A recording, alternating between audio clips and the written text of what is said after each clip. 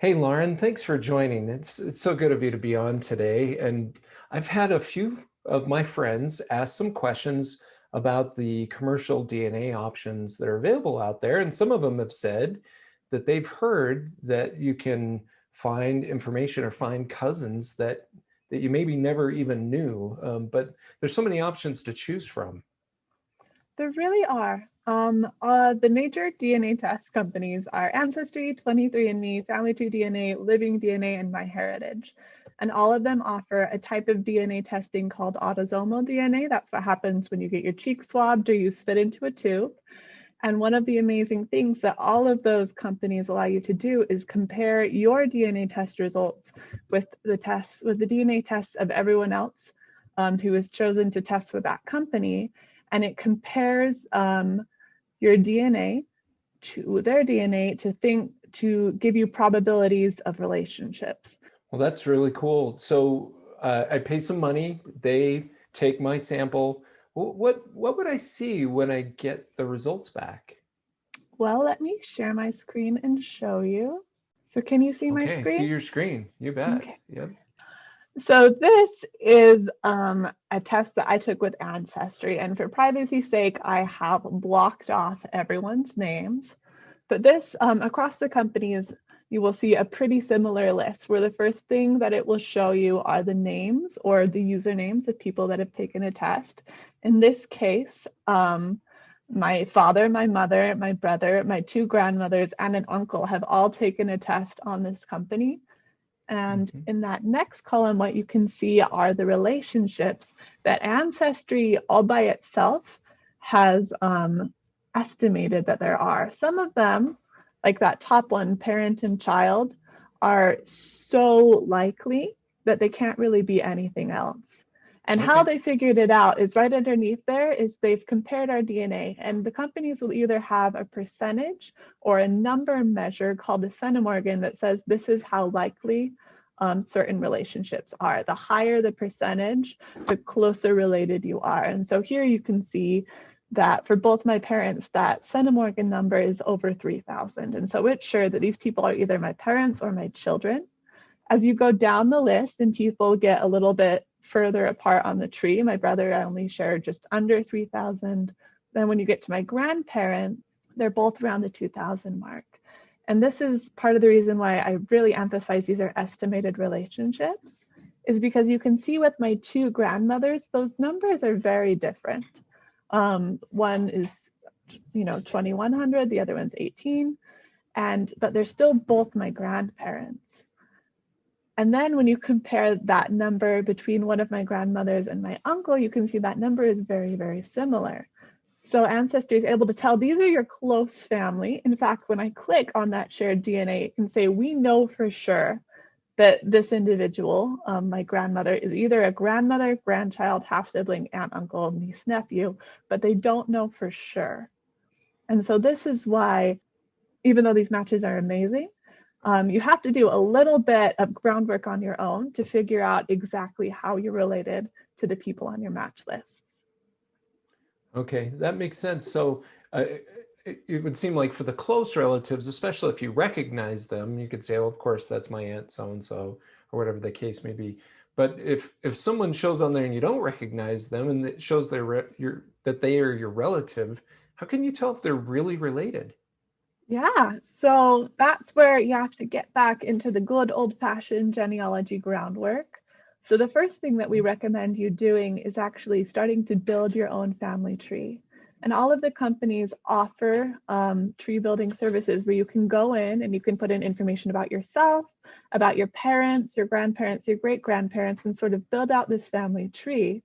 And that does two things. First, it helps you sort of remember common surnames, where people were living. And then the other thing that it allows you to do is once you put in your tree and mark that it's allowed to be viewed publicly, these companies actually will start comparing these family trees that you've built with the family trees of your match list. And so what they can do is start to see where they connect and give you suggestions about how you can be related.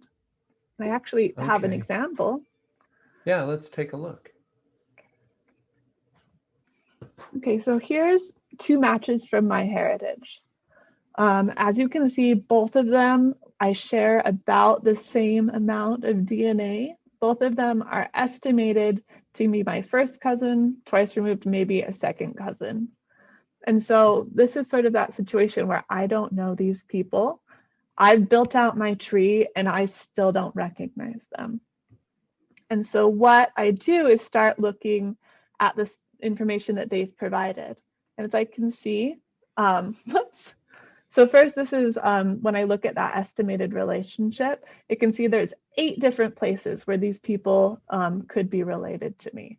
And so not super helpful if I'm just guessing, but I can see this information that they've provided. And if I look at match number 1, he's built out a family tree that has 7 people in it. And you can see right beneath it, MyHeritage has actually figured out that he's my 3rd cousin. It's taken my tree and his tree, compared them, found a common ancestor, and then based on that common ancestor, figured out that we're 3rd cousins. And it's probably through the DeWitt line based on that ancestral surname that we have in common. Okay. Well, that's pretty cool. What about the bottom one? So the bottom one, I can see that he's built a little family tree and it just has 2 people. One thing that the companies are very good at doing is protecting privacy. So when you're building your tree and you put in living individuals like myself or my parents, it will say that there's someone in that tree, but it won't let you see a lot of information. So I'm guessing that his tree, if I tried to look at it, would say these are all living individuals. There's nothing you can do. And so just staring at my match page, in order to find him, I'm going to have to do a lot more work. And so if I was just starting to look through my matches and trying to figure stuff out, I would skip him for now and start looking for more matches that have trees that I can look through to find common ancestors, and especially ones that the company has already figured out how we're related. Okay. Okay, that's great. So you building out a tree helps you to figure out how you're related to the other people, especially if they've built out a tree as well. Mm-hmm. Great. Okay.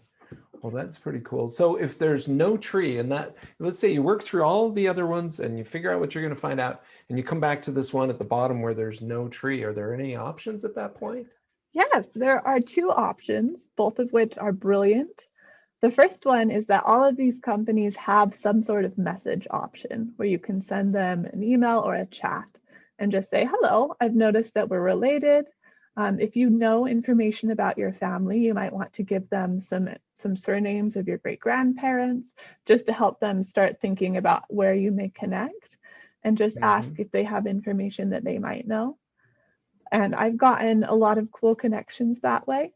The second option is doing something called clustering, where you start looking at them and the people that you share DNA with, and the people that share DNA with them and with you, and try and figure out how they're related that way. It's a little bit more complicated, but it's sometimes the only option you have to figure out how people are related, especially if they aren't answering your emails. But I will show you an example of it. Oh, that'd be great. So we're back on Ancestry. I'm looking at my list of 3rd cousins. And as you can see, matches 2 through 5, all of them are maybe my 3rd to 5th cousins. And 2 through 5 all have some form of tree. And so when I'm looking at them, I can pull up that tree, start looking for names that I recognize from my family.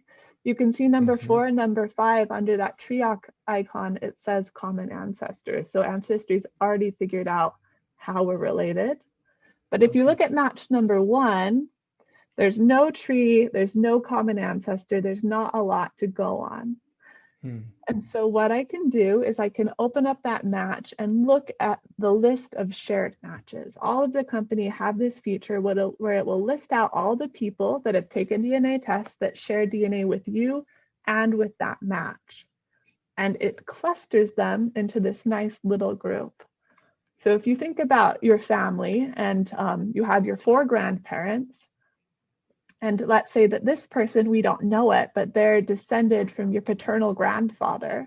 Not all of your matches will have DNA from your paternal grandfather. You'll have some from your mom's side.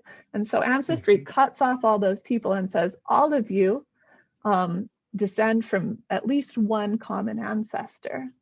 And so when I'm looking through these shared matches, I can see a lot of them have trees. And what I can do is I can start building out their trees and seeing where they all connect. And so I'm creating this sort of like mega family reunion tree that pieces down to all these people. And hopefully eventually I can piece down to me and piece down to this individual based on our amount of shared DNA. And this process is complicated. If anyone's watching this and is intrigued by it, we have a lot of good classes here on RootsTech Connect about how to do this that goes into it in detail. But it is sometimes the only way that you can figure out how you're related to people if you really want to do it. This is what you have to do if you're adopted specifically too and want to find those. Do they sometimes call that triangulation, or is that something else? Triangulation is similar, but it's when you're sort of chasing a more specific sort of goal. Okay. Well, that's fine. I didn't want to send them off onto something more complex. But one last question. What if I've taken a DNA test and I don't want to receive a bunch of messages from people who are long lost distant cousins? You know, maybe I'm worried about them asking for favors or wanting me to send them money or something. Is there anything to help me out there? Yeah, no, that is completely understandable. A lot of people are interested about finding the DNA of their ancestors, but don't necessarily want, to make those sort of connections or to unlock any family secrets. And so what happens when you take a DNA test is they always ask you if you want to opt in or opt out of this sort of matching service. Okay. So if you're interested in the ethnicity estimates that all of the companies do, where they tell you, the ancient countries where your ancestors came from, but you don't want to deal with any of this, you simply opt out of cousin matching, and you still get all of those wonderful things. If you're going for a test that has health benefits, you can still get all of those, but you don't have to deal with cousin matching. And if you change your mind down the road, you can just change that setting. They'll all pop back up. But is it entirely up to you? Because as I've shown, even if you're in there and you decide not to do a family tree and decide not to answer any messages, people can still figure out how they're related to you. And so this is something that, if you really value your privacy and your family's privacy, you'll want to think about before opting into cousin matching. Great. Well, Lauren, thanks so much. I sure appreciate your time today, and I'm sure the folks at home are grateful for your explanations, and hope things go well, and we'll catch you later. Thank you very much. Take care. Thanks. Bye.